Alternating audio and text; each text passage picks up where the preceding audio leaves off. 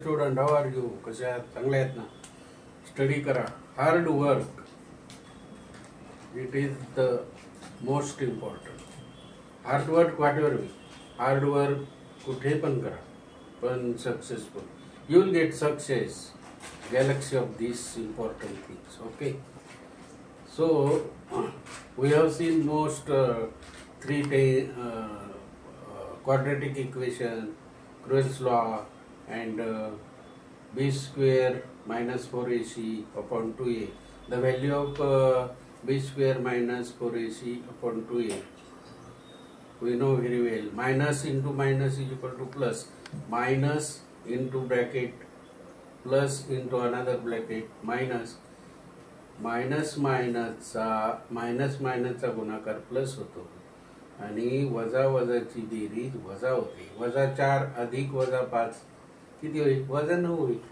आणि -4 गुणिले -5 काय होईल? -9 गुणिले -5, 5 9 45 अधिक 45 होईल. लक्षात ठेवा. Very very easy to write the question paper of math first and math second. Today we are going to learn math first, which is arithmetic progression. You know the arithmetic progression carries more than 13 marks in third question, second question, and last fifth questions also. So including all these things, more you will get more than 13 marks. Red pen, red cards, 52 cards, whatever it may be, one question, one by one. आता मी तुम्हाला देतो एक question paper solution सुरुवात केली. आता आपण subscribe करा, share करा आणि लाईक करा मित्र हो. तुम्हाला भरपूर 100 out of 100 will get. Okay, English, math आणि सायन्स, 12वी science. Okay, now find the first term and common difference of an arithmetic progression are. बघा, फाइंड द फर्स्ट टर्म, पहिलं टर्म पाहायचं. मग त्यांनी काय दिलंय? कॉमन डिफरन्स, सामायिक डिफरन्स दिलाय ऑफ एन अरिथमेटिक. एपी म्हणजे अरिथमेटिक प्रोग्रेशन.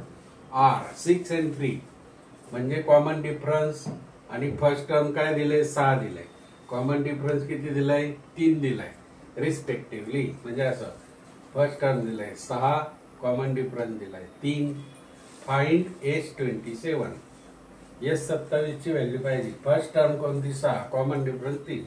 एसएनचं त्यांनी डायरेक्ट दिलाय, पण फॉर्म्युला देतात परीक्षेत. 3 मार्क कॅरीज आहे. आणि मग काय? SN is equal to n/2 into square bracket another bracket a होईल ना तिथं. A plus n minus small bracket n-1 into t, common difference bracket complete. This is the formula. You don't know. Okay, so we must have studied the formula. S27, Sn is equal to दिलेलं आहे आणि S आपल्याला 27 काढायचं आहे.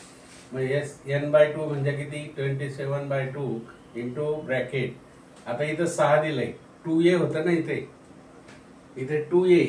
इथे काय होतं? 2a. आता ते आपल्याला 2a लिहायला लागतील, कारण त्यांनी चौकटीत दिलंय. बरोबर? 2a म्हणजे 2 into first term. First term काय झाली? 6 दिली. हे बघा, 6 इंटू 2 12.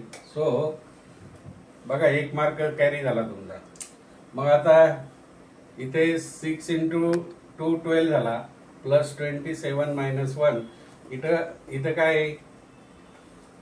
n-1 इंटू डी आहे. डी म्हणजे काय? Common difference 3. झाले मार्क वाढत चालले तुमचे. कॉमन डिफरन्स दिलाय तुम्हाला 3. इथं 3 काही नाही, व्यवस्थित लिहायचं. 3 मार्क 5 मिनिटं 4 मिनिटात घ्या. मग आता इथे काय होणार? इथे कच्चं काम करायचं. या बाजूला करायचं नाही, इकडे करायचं. 27 मायनस 1 काय होईल? 26 होईल ना. 26 गुणिले 3 होईल. 26 3 किती? 78. 26 multiply 3 is equal to 26 3 are 78. मग आता 78 झाले का नाही? इथे 26 3 are 78. 78 प्लस 12 बरोबर. मग किती होतील ते? प्लस 12 म्हटलं तर 90 होतील. 90.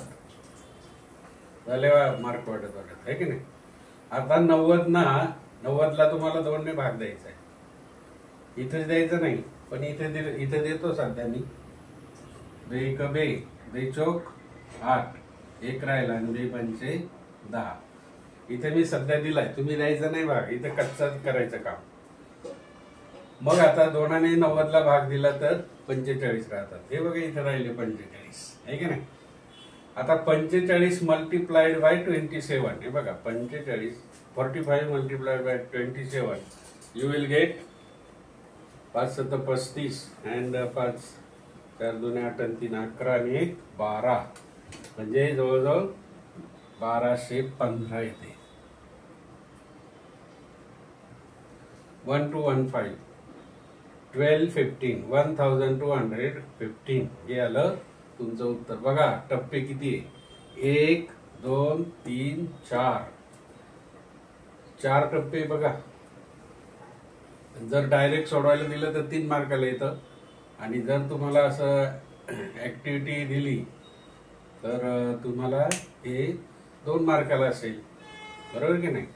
आणि ते पण येतं 3 मार्काचं पण येतं. असंच सोडवायचं, फक्त ते तुम्हाला सगळं लिहावं लागेल. हे आता तुम्हाला इथं दिलेलं आहे, गिवन दिलंय सोल्युशन, हे तुम्हाला दिलेलं आहे. आता तुम्हाला एक HW आहे, 3 प्रश्न हे उद्या सोडून आणायचे. हे क्वाड्रॅटिक इक्वेशन आपण काल सोडलं होतं, आणि हे इक्वेशन अरिथमेटिक प्रोग्रेशन आहे की नाही ते फक्त तुम्हाला सांगायचं 1 मार्क किंवा 2 मार्काला.